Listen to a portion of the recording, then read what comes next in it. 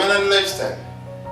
Akatika akati amunsi abantu mulina okugenda mu maaso n'okubeera nga mwebeereramu ng'omukulembeze wa NUP oyagala maaso n'okuba nga aleeteyo eŋŋombo. Ananno be mulaba aba boda si nti bonna baba n'endowooza eri nnomo. Bino nno bwe mbyogerera waliwo omusajja amanyikiddwa nga Michael Akidiri ono nno alina ekikola kye yakoze ekitali kya buntu. Kati ono ngera bw'omanyi nti munnange ku stage babeerawo nga baswami abasaabaze ono wange abamu bagenda maaso n'okubeera nga babikayaniramu. Naye mu mbeera nga bwe yabadde waliwo omukyala muwala muto myaka 25 yasobodde munnange okubeera nga asanga ono Michael n'amugamba nva eyo magamaga naye njagala osobola okubeera nga ontwala munnange awo Bugembe nno kabuga akasangibwa mu district ey'Ejjinja. Kale naye teyabadde mubi n'amugamba 3,000 z'olina okusasula. Ojja sasula 3,000 era bwe batyo nakkiriza n'agamba 3,000 kale atugende.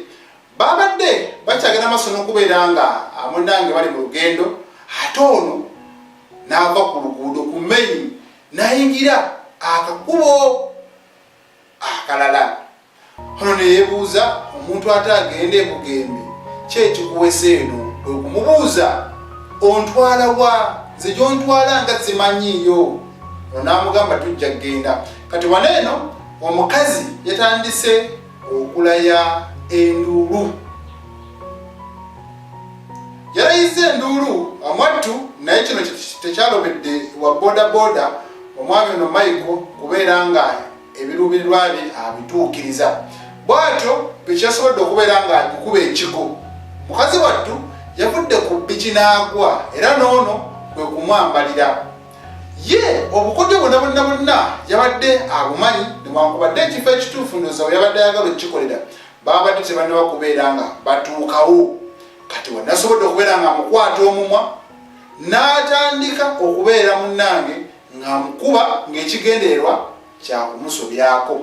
Olw'okuba omusajja ono kirina okuba nga gwe muzeegwe, poliisi n'abatuuze ono batuuse okutuukawo ku kifo gye bawulidde ng'omukazi aleekaanira oba akubira enduulu. Bamusanze ali mu kikolwa eky'okukwata omukyala oyo wakati. Okiwulira? Wakati kwegamba obujulizi obusinga obwo ate munnange buyinza kuvaawa. Poliisi yennyini yekusangiriza ng'osobya ku mukyala.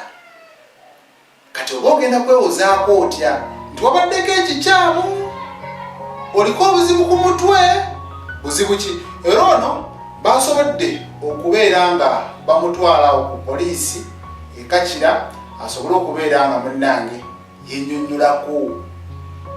Abasirikale basobodde okubeera nga bayamba bavudde eyo munnange police station emu eri eyo ey'amadivaani. Omanyi munna abantu bafuna ssente olinatuko ekiseera naga police station ejjo wano ebikumira ebikajjo n'ebirala. Era ono ne bamuyoola ne bamutwala n'amugamba ojja kgenda maaso n'okubeera nga munnange obitebya. Abavubuka bamutunuulira muvubuka muto naye weebuuza lwaki akola ebikolwa ebifaananako bwe bityo. Kino nno tekiriko oyo yekka, mulimu ababodaboda abamu naddala bavuga abantu b'ekiro beefunira abakyala baneeno. Oli amugamba ngenda wano ne bakkiriziganya ate mwattu ababodaboda oluusi abakola ebyo ebintu tebatera kuseera. Olugendo lw'50 ayinza n'okusaba 3 wenogamba waayi kaninnyo ono anyanguyiriza.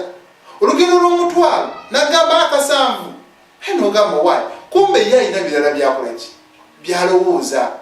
Abamu waataba na bigendererwa byakukutta akusobyako. Kitegeeza ate waaba musajja oyo abajja kutta mutte.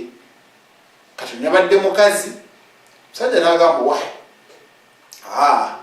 kansooke mbeeko byenzigusa waneeno. Naye omukyala asobodde okubeera ng'atwalibwa mu ddwaliro bamwekebejje balabe kuba ebiseera ebisinga naddala kati omwami ng'oyo baba balina omutwala mu ddwaliro ne bakebera oba talina bulwadde bwonna obusiigibwa.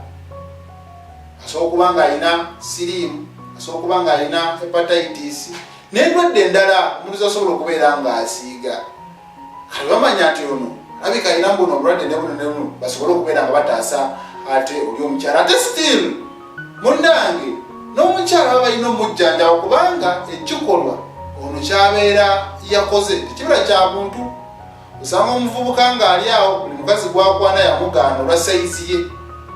Kati wakwata ono omuntu mwattu ate damages nyingi nnyo zasobola okubeera nga amutuusa. Kale n'olaba omuntu ng'oyo n'akola ekikola bwe kityo naye nga kigenda kwonoona amaka g'omukyala.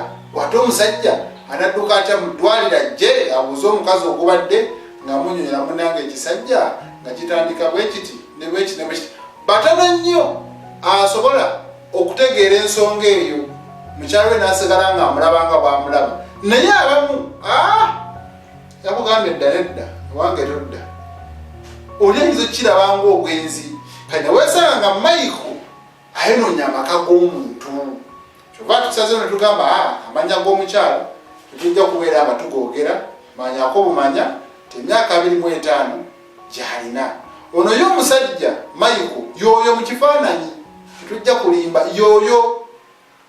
Era na bonna bali akozeeko ekikola ekifaananako w'ekityo kitumanyi bajja genda maaso n'okubeera nga bagenda ku poliisi ekakira bawe obujulizi kubanga kakasa abantu bwe bato kubanga si gwe gusoose kubanga si gwe gusoose. Kyova olaba oluusi abakyala baba advisinga mubeera mugenda linnya piki mubeera mugenda tambula engendo weziti empanvu mwambale kajiini kale yakakukwata.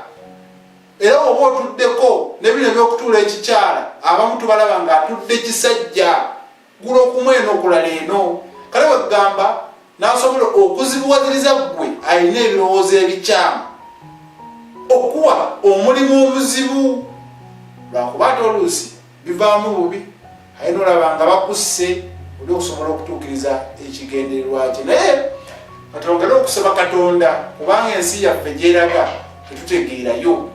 Omuntu w'otuukira ofuna ekirowoozo nti omusaabaze tomanyi status ye tomanyi gy'ava namanya ge togamanyi gwe wabula nga ekikuli mu mutwe kugenda maaso n'okubeera nga munnange omusuubyako. Kibi nnyo kibi ddala tuvumirira ebikolwa ebifaananako weebityo. Kale nze Ssegawa Murushid.